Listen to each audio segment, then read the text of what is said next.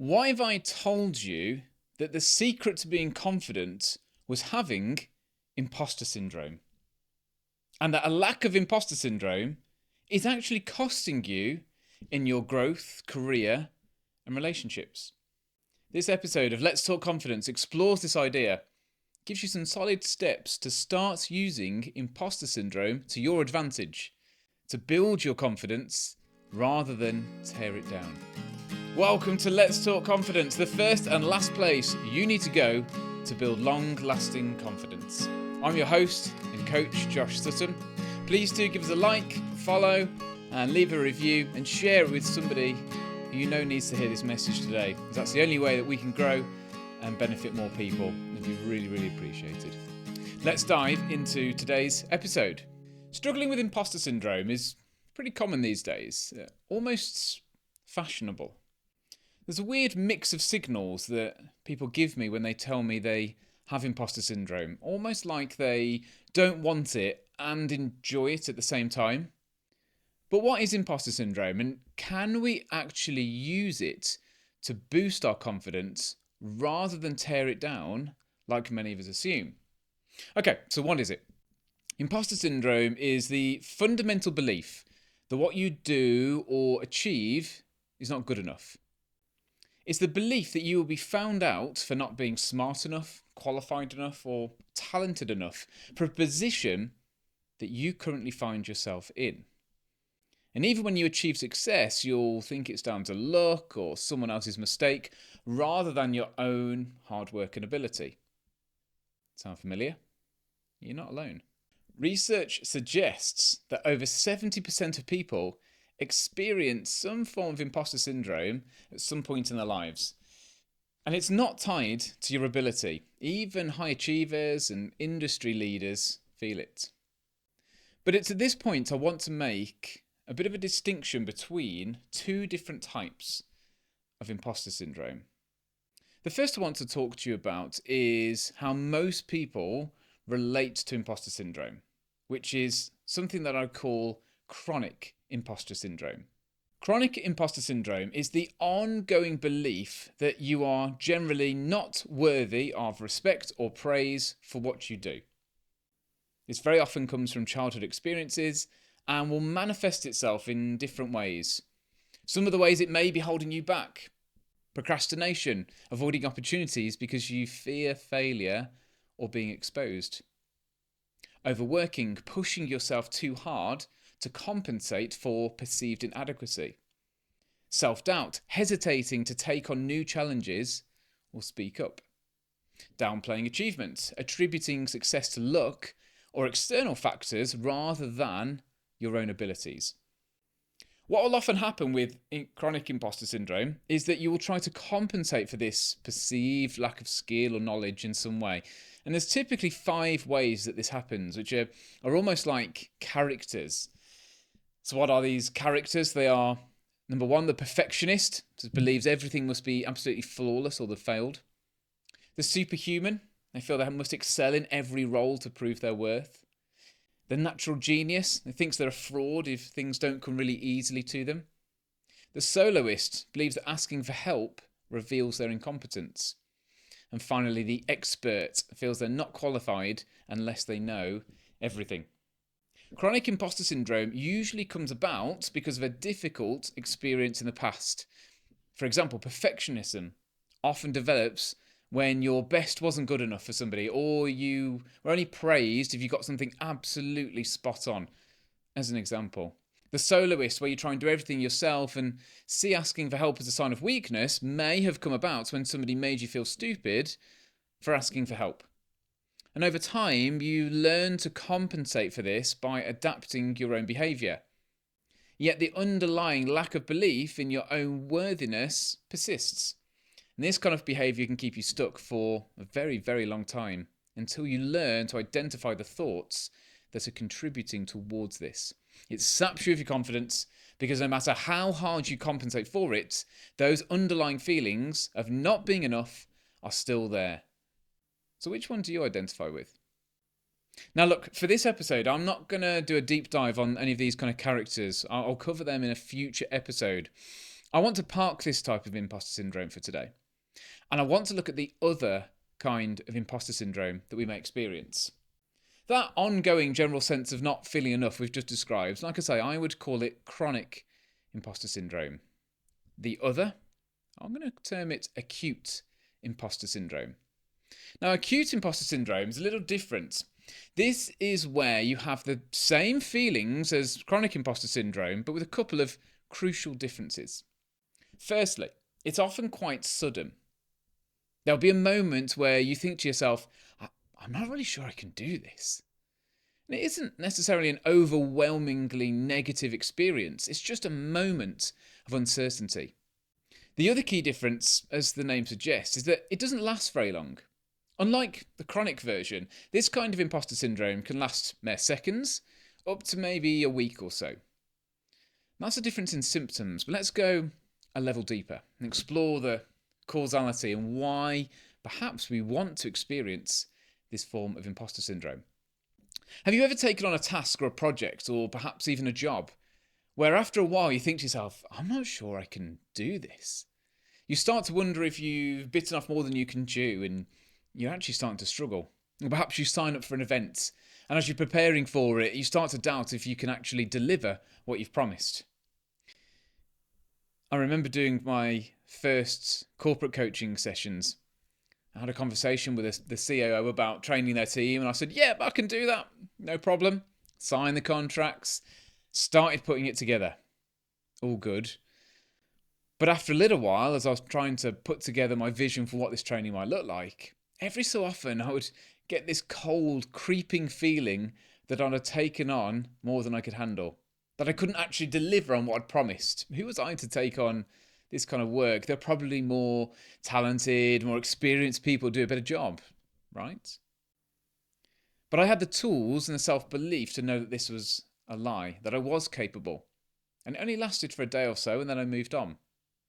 Acute imposter syndrome then is caused by being put in situations where you start to doubt whether you can do what you've been tasked with. Now, this might be a position in a company or a sporting competition or a one-off event. It's actually a far worse feeling than chronic imposter syndrome. It's more akin to waking up with cold sweats in a panic, rather than like the low-level feeling of unease. But here's the thing.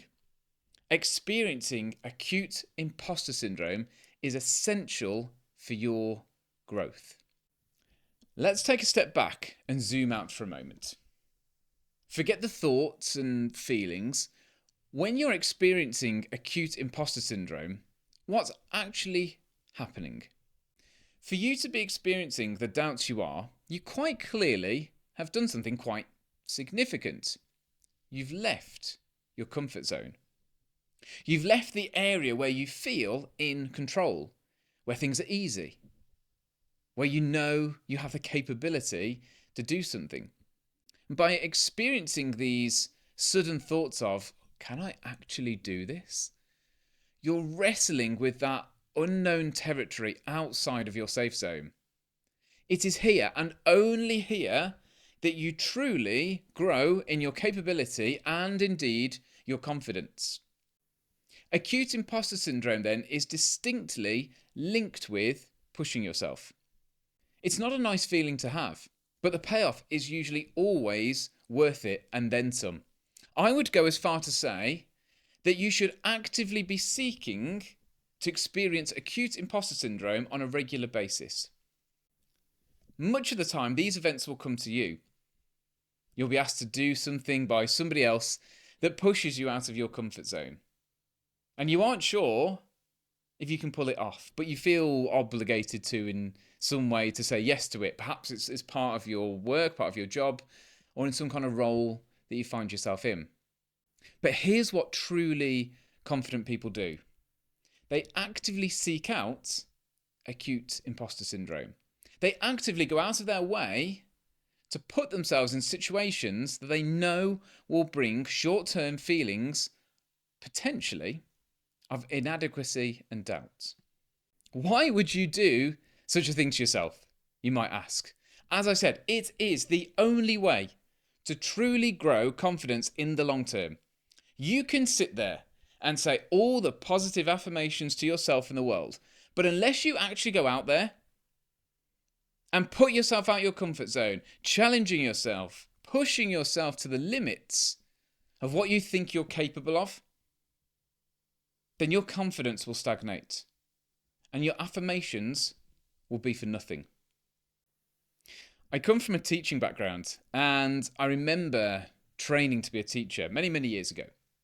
I'd been volunteering at a school for a little while, mainly working in small groups or one-to-ones.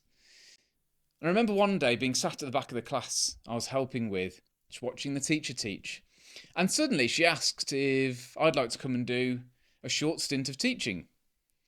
It was very simple. I just had to count in the 3 times table up and down a meter stick to help memorise the 3 times table. Maybe you did that at school as well.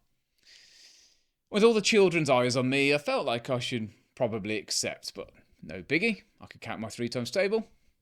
I walked confidently up to the teacher, took the meter stick off them, and turned around. Faces look at me, children's faces looking at me.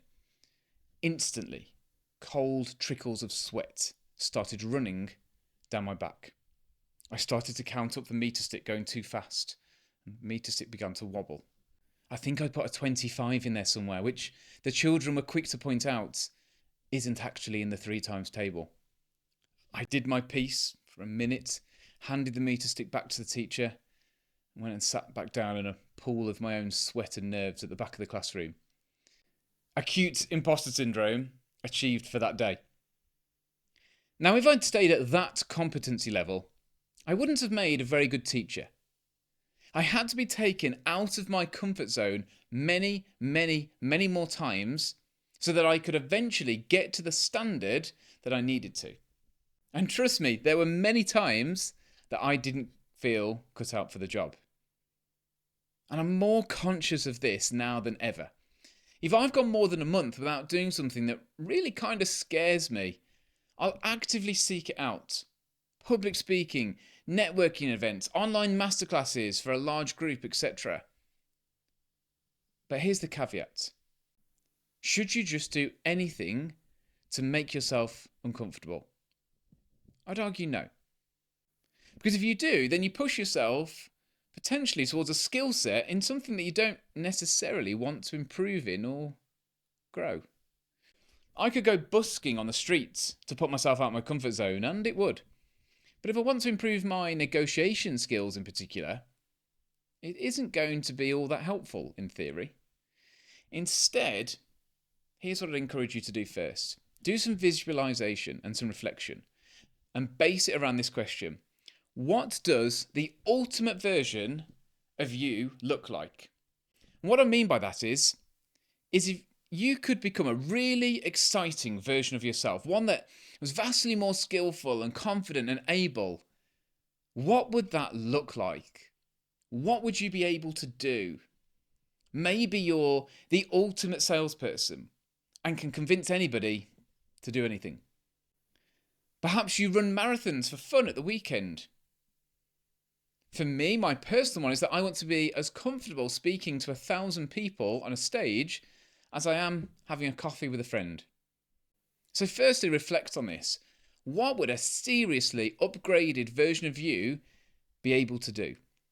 Because once you know that, you know the kind of areas where you can start to push the boat out. What's the result of not doing this? Well, quite frankly, you stay stuck. You stay at your current level of value to the marketplace in your work. You stay at your current ability levels in your hobbies. I've met people who have barely changed in any of their abilities in the last 20 years. 25 years experience, their LinkedIn profile reads. Yet in reality, it's just 1 year repeated 25 times, which counts for little.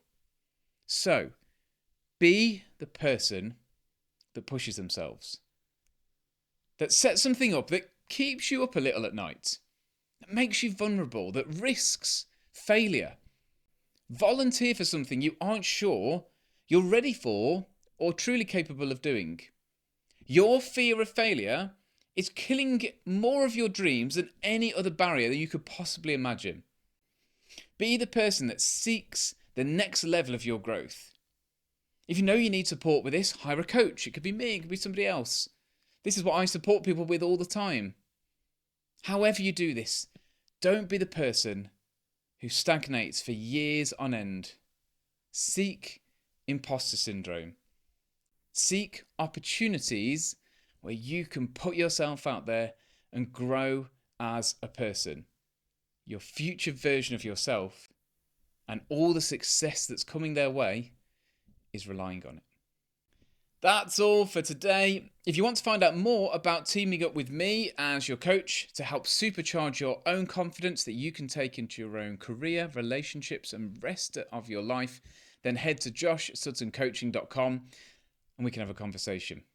I'm your coach, Josh Sutton. Let's talk confidence.